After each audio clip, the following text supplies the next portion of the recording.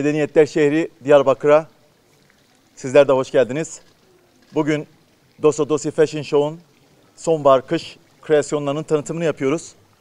Bu tanıtımla birlikte uluslararası mecraya da ulaştıracağımız sadece bir moda etkinliği olmayacak ama bir yandan da Diyarbakır'ın güzelliklerini gösteren, bir yandan da Diyarbakır'ın tarihi özelliklerini gösteren bir sunum niteliğinde bir çekim yapıyoruz.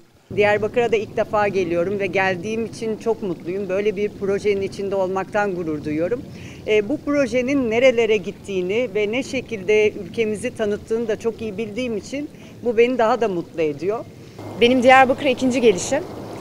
İlk geldiğimde çok etkilenmiştim ve açıkçası çok da şaşırmıştım. Çünkü ana akım medyada yansıtılandan çok daha farklı bir Diyarbakır gördüm burada. İnsanlar çok samimi ve çok sıcakkanlıydı. Hatta bununla alakalı uzun da bir yazı yazmıştım. Çünkü biz büyük şehirlerde bu samimiyetten birazcık uzaklaşıyoruz açıkçası. Ve tekrar böyle yerlere geldiğimiz zaman bu samimiyeti görmek beni çok mutlu ediyor.